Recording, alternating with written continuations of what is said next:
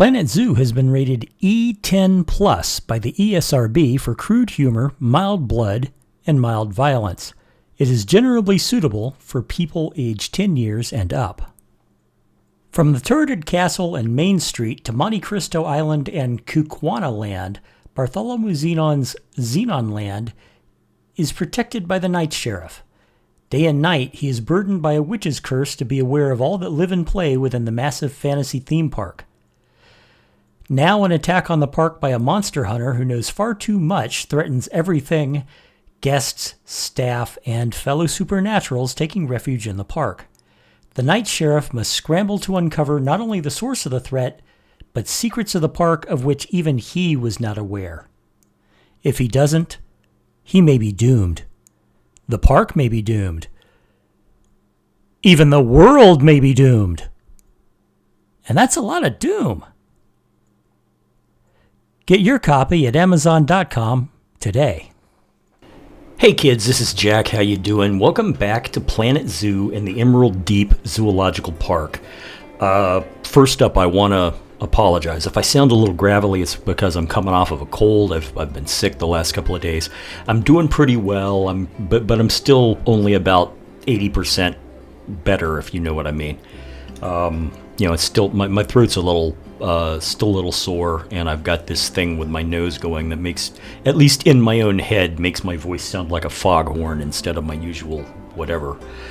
Also, I would like to thank all of you who sent me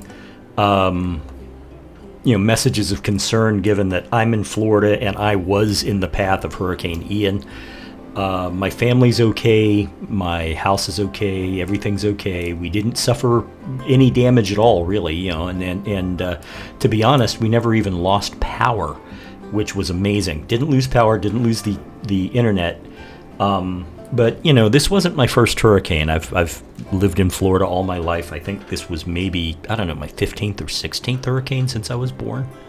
And I've been through some of the big ones. And of course, this was one of the big ones, I'm not going to lie. But we made it through okay. And like I said, thank you very much for your concern. I really do appreciate it. Now, I know that in the last episode, what I said is I was going to add the American alligator, but it turns out that's not what ended up happening. I'm going into the zoo here, and yes, it is going to occasionally lag. That's because we have a lot of people.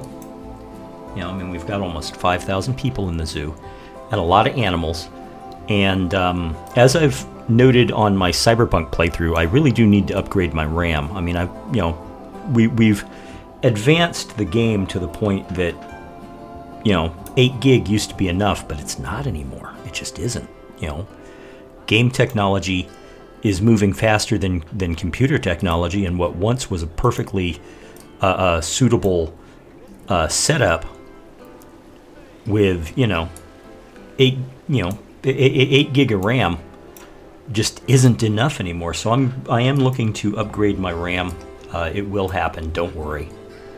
But in the meantime, I wanted to tell you what happened.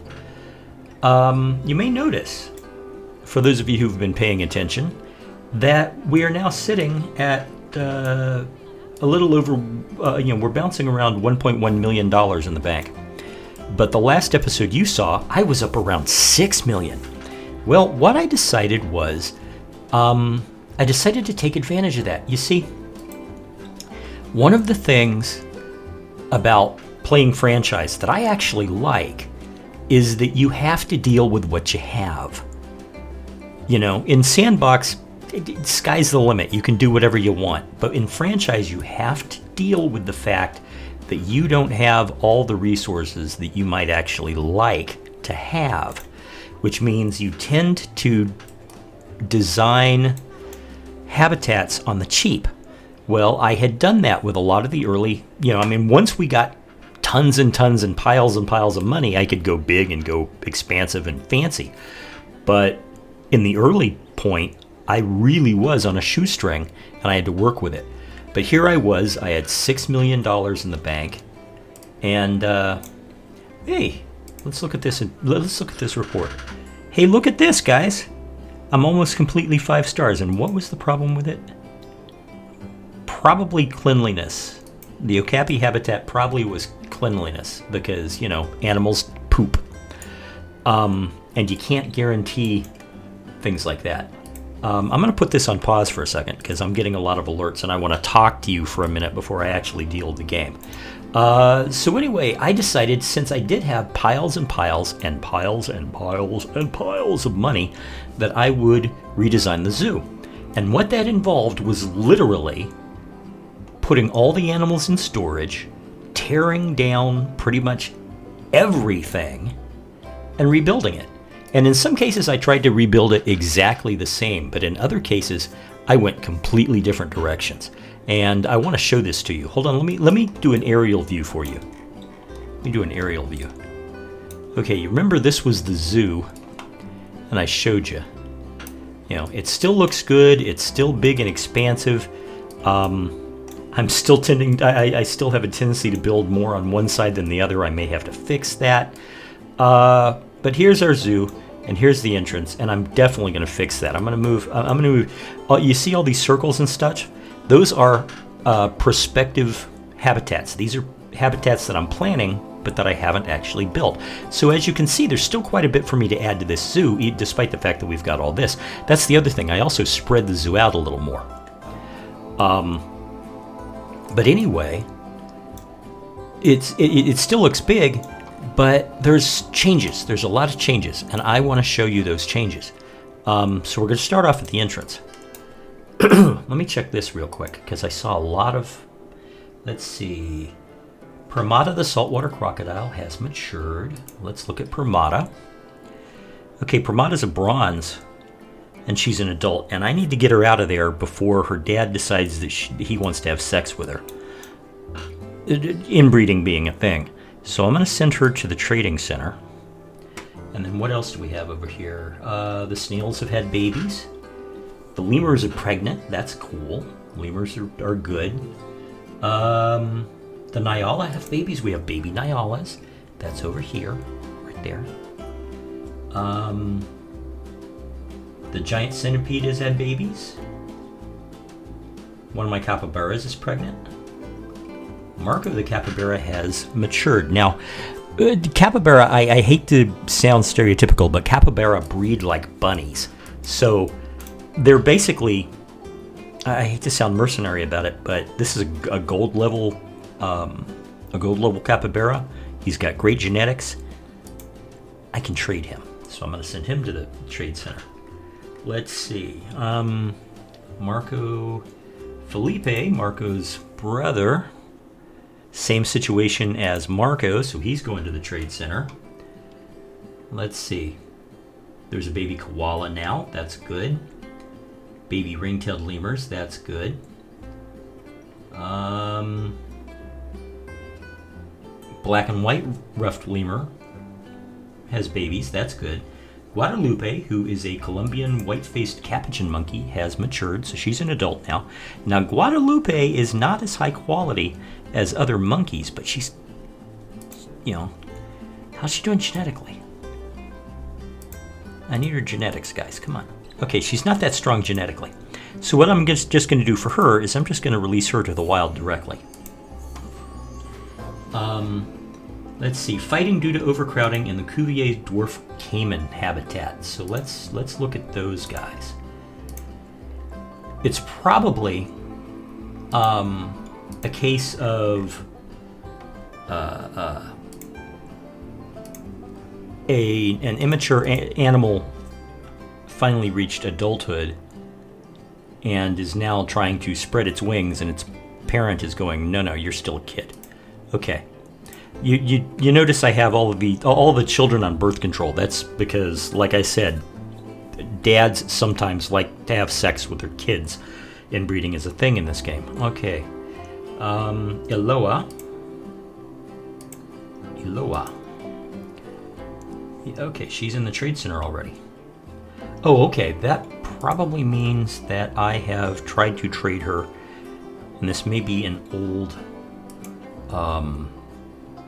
notification, in which case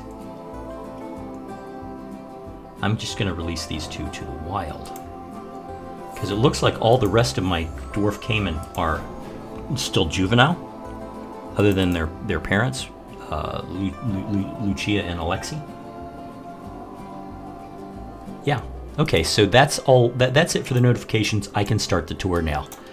The thing about doing these videos, when you're in Sandbox, you literally can basically just ignore them. Oh, okay, I've built the habitat. I can ignore them now.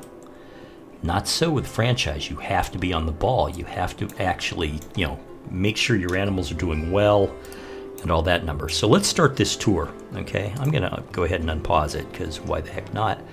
The first difference you may notice is I built a welcome gate. I like how it looks. I like how it fits in with the foliage. The administration buildings fit in really well in the background. It's it's just really a fantastic thing.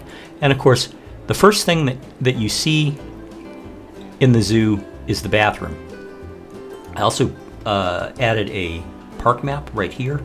It is a little crowded up here, I will say this, because I just recently, after all this rebuilding, I just recently reopened the zoo, and it's like, oh hey, yeah, you're a popular zoo. So back here is all the staff area, or at least the initial big staff area. All useful buildings, and it is secluded from the guests by way of plants and rocks, big trees like this one.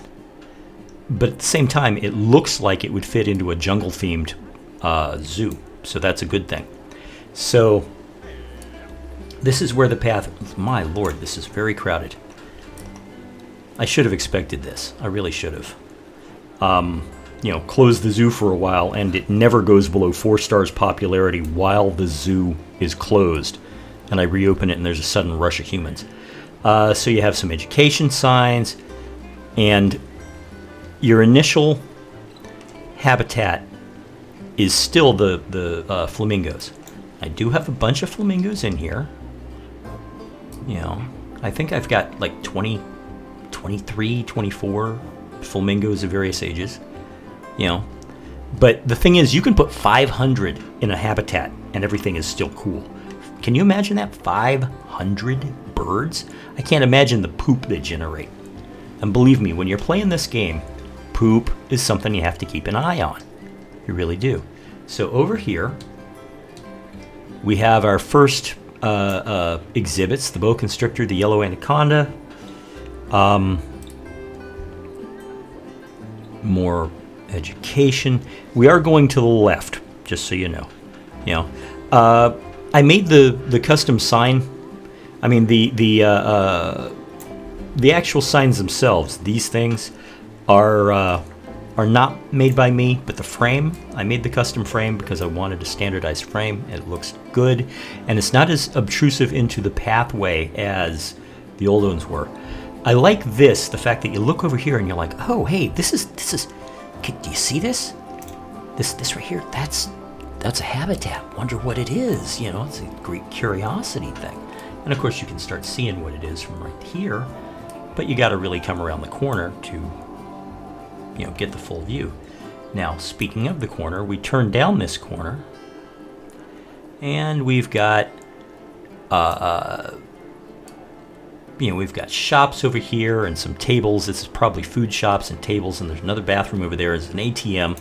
We have another set of terrariums. It's the forest scorpion and the Malaysian leaf insect, and they're doing just great. But over here in our habitat, we have cassowaries. Cassowaries are a very popular animal. They are easy to take care of. They basically run themselves once you got them. There's a lot of there's plants. I really like this shelter. This shelter came out absolutely fantastic. Tell me I'm wrong, I dare you.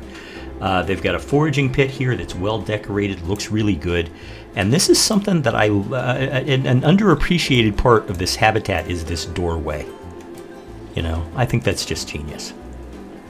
And yes, I'm pumping my own horn. I don't apologize for it. So you come out and we continue down the path. And here is the first of the proposed habitats, the ones that I haven't done yet.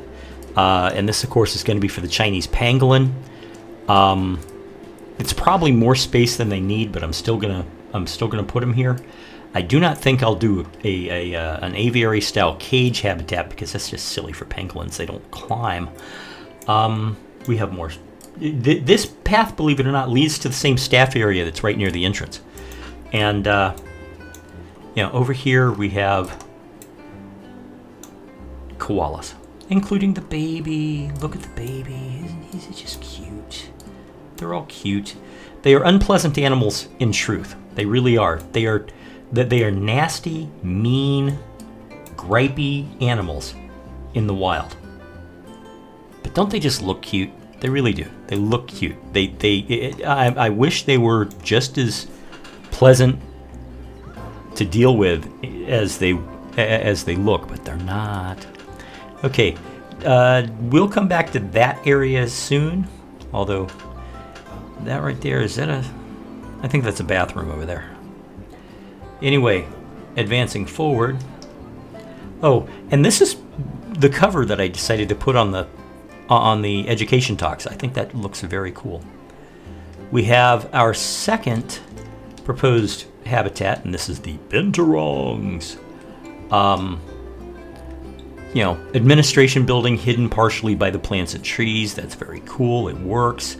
You come down here, and there's another proposed habitat there, and I'll get to it in a minute. And you do have the vista of the open zoo there. I haven't put any plants in here yet. This is right here is going to be another habitat. But if you go down here,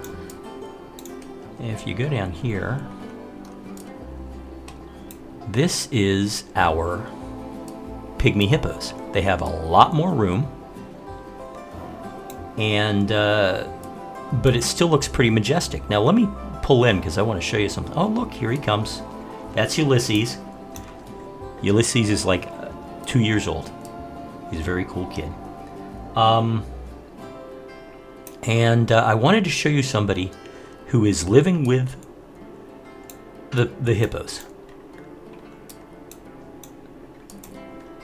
Say hello to Max. Max is a male Baird's tapir. What happened was I was restocking the animals, and what you do when playing franchise, what you do every once in a while is you'll go through and you're like, okay, these guys are getting old, so let's replace them. These guys are getting old, let's replace them. These guys are close to dying, let's handle that. Well, Max is Max is like 19 years old, and these animals only live to be 22, 23 years old. So he's old. This is an elderly Baird's tapir. But for whatever reason, the game will not let me rehome him, which is how you handle elderly animals. It will not let me rehome him. It will not let me send him away from the zoo. For whatever reason, Max is at the zoo until he dies. But I could not keep him in the Baird's tapir habitat because males are territorial. Well, if I have a younger male, he's going to fight with Max. And because Max is old, Max is going to lose and get hurt, right? So I decided, you know what? I will find a habitat. It's more staff area. I will find a habitat for Max to live in where he can get along with the other animals and he'll be safe and comfortable and warm until the day he dies. And it turned out that it was the pygmy hippos. Baird's tapirs and pygmy hippos, they don't get any benefit from living together, but that doesn't mean they can't. And they get along just fine. I mean, these guys are happy. Look at this. He's, almost 100% across the board for happiness. So I was glad that, for all that it's silly to care about an electronic animal that doesn't actually exist, I'm happy I was able to do this for Max. But yeah, this is the pygmy hippo habitat. I think it worked out just great. It looks amazing. And right here, I'm going to put aardvarks. And after I put the aardvarks, I'll do a what I call a wall of trees and plants, like I did for this, which, you look at the... let me come down here, and I'll show you.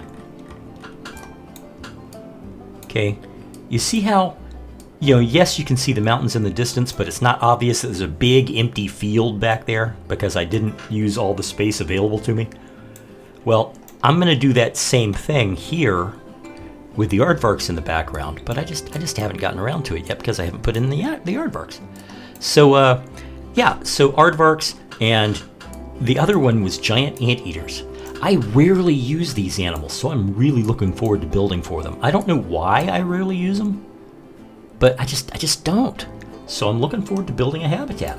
It's not something when it comes to, say, what would be a good example? Flamingos. I've built so many flamingo habitats, I can probably do it in my sleep now. But, giant anteaters? I don't think I've ever, I think I've made maybe one, maybe two. So here is our Baird's tapir habitat. And, it's glass. You can see the water, so you can see the animals swimming around. And it faces up against the capybara habitat, which, it's not as sunken, so, so that happens. But these animals are all happy too. They really are. And by the way, this guy is Alejandro. He is the, well, no, that's Enrique. Enrique is one of Alejandro's sons. Oh, is that Manuel? Where's Alejandro? Alejandro, is this you? Yeah, there he is. Alejandro is the lead male in this pack. He's just a fun animal. I love capybara. Capybara are the nicest animals on the planet. They really are. So, we also have a little deck here for the Baird's tapir, and you see, I have a double fence effect here, but this is the first fence here is really just the railing of the pathway. And don't be afraid to use that when if you want to do a double fence technique. Just putting the railing on your pathways is the easiest way to do it. So this is the tapir habitat. They got lots of room. They got lots of space. They got lots of toys. They can swim in the water. I built them a waterfall. Here, this is the waterfall. It just looks good. These guys are all happy too. And so the path continues this way, and this is where we start getting into what I'm thinking of as the land of the proposed habitats, because I'm going to put the other kind of tapir here, and back over here it's going to be the giant otters, and right here are going to be the Nile monitors. This habitat, Komodo dragons on one side and saltwater crocodiles on the other. There he is, Cornelius. He's a big bruiser. Let's see, I am going to be putting the American alligators here, and we're going to put spectacled caimans here, and right in this habitat we have the Cuvier's dwarf caiman. They've got plenty of space. They can swim around. They're happy. As long as the animals are happy, I'm happy. However, I did forget to put trash cans back here, so we do have a little bit of a litter problem. I will handle that off camera. Now, path goes in over here, and we get to our giant tortoises. I've got, was it the Aldabara over here? Yeah, the Aldabara on this side. And I've got the Galapagos on that side. And of course, this area back here has a break room and a keeper hut and all that number, so it's all very good. More staff room in the distance, hidden by facilities and trees. There's the dwarf caiman. Oh, this is something that I came up with. It's a way to decorate a power plant. This thing is supplying power to the various things around it, but it looks like an educational display, and I think it's just one of the best ideas I've ever had. Here is, this is yet another terrarium. This is the red-kneed tarantula and pink tarantula, obviously. Back over here, yeah, that's the other side of the saltwater crocodiles. So let's go this way. I don't actually have this tour planned out, so if I double up on things, I apologize. Hey, we just had baby gorillas born. That's always a good thing. Let's see. What do we have here? All right, we're about to have an adult. Okay, and now we're back here with the flamingos, so we've kind of gone full circle. Bimby the okapi is about to mature.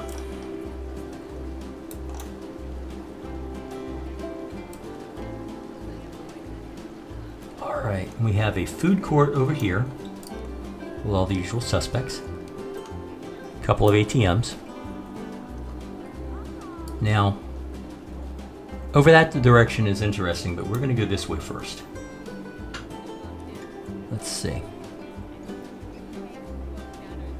We just had baby bullfrogs. Okay, and now we're back to the Galapagos tortoises, but here is another terrarium right here. That's the diamondback terrapin and the blue-tongued lizard. Blue-tongued lizard is listed as a tropical animal, but if you put it in a terrarium, all you're ever going to get is the desert terrain. I think there needs to be a way to switch it. You know, well, I know I'm not putting it in as a desert animal this time. I'm putting it in as a tropical animal. Give me a tropical setting for the blue-tongued lizard. And over here we have more shops. Where do I want to go? I want to go back here. You know, this is all, but you see what I mean. You know, that's staff facilities back there. Yeah, let's go back here. So this way, and we have the start of our lemur habitats. They are close, and they are all basically of identical design. The lemurs are loving it. They're healthy. They're happy. These are the black and white rough lemurs naturally.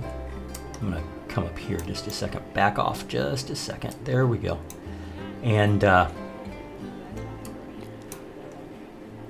over here we have, what do we have? The ring-tailed lemurs are in this one.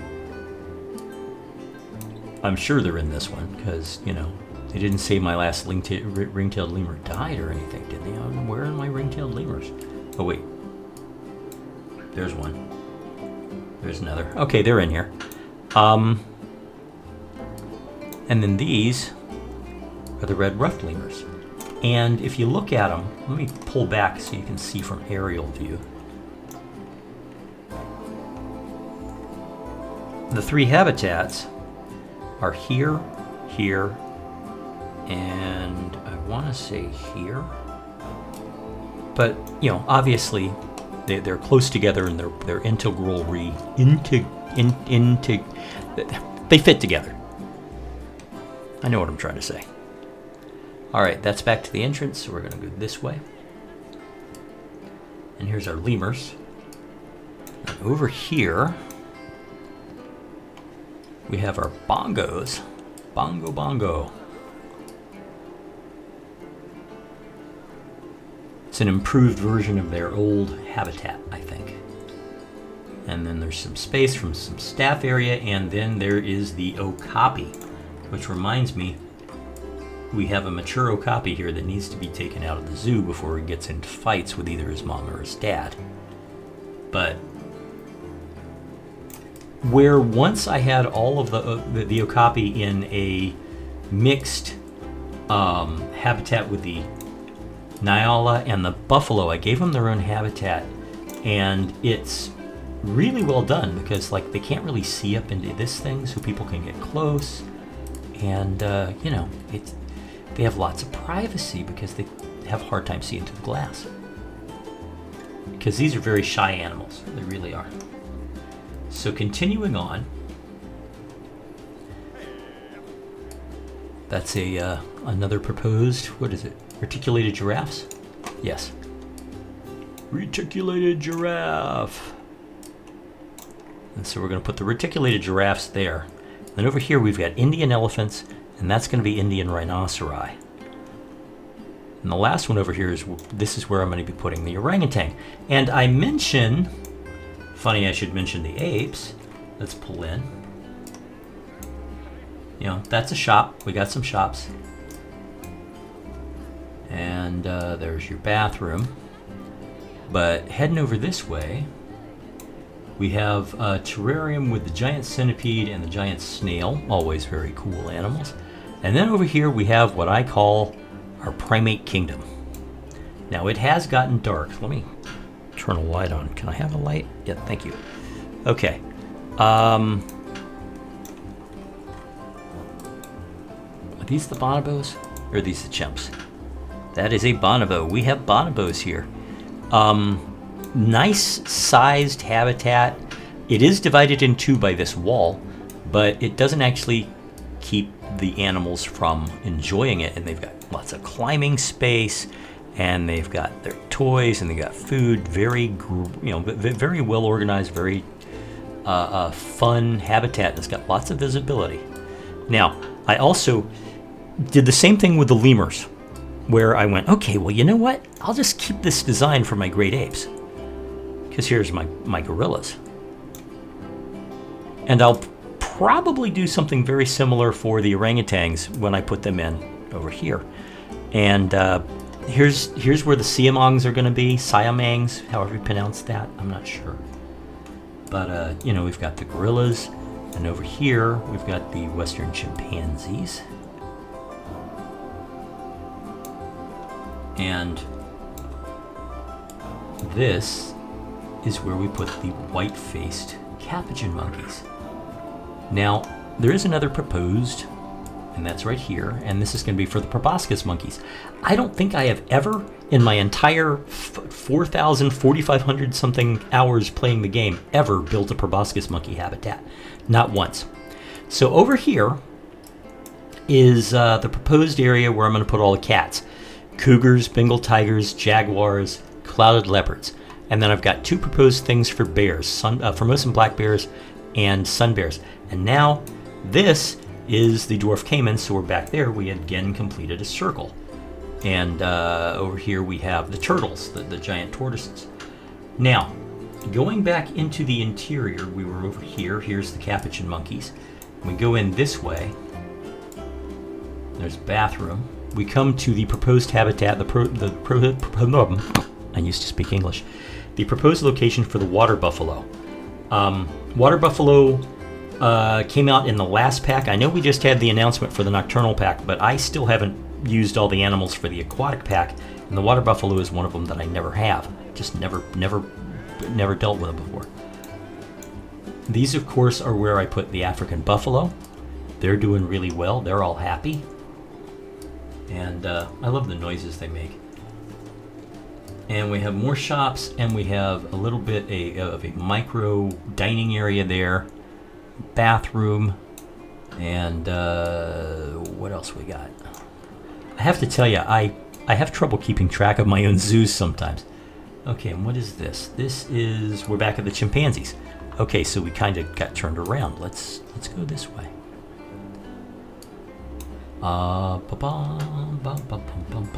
Where no one has gone before. Okay, we got some staff areas back here.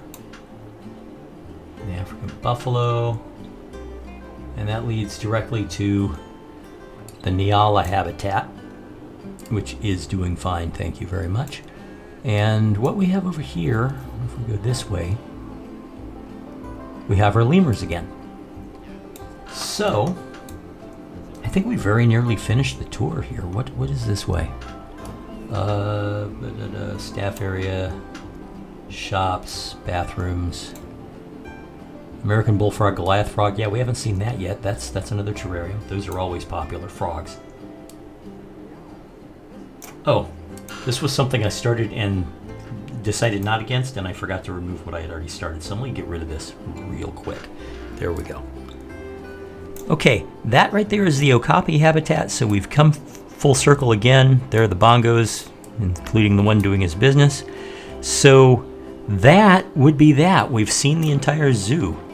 Let me do an aerial view. It's still, it isn't precisely finished to the point that the old version was, but it is really, really close. And as you can see, I have marked out where I'm going to be putting other habitats. I'm thinking I'm going to move the cats from this area to this area.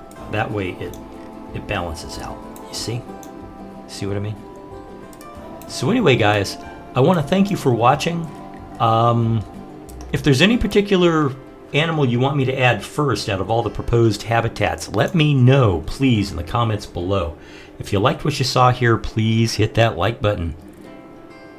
If you haven't subscribed already, please do so too, because I can use more subscribers always. Hit that notification bell so you don't miss a single one of my videos.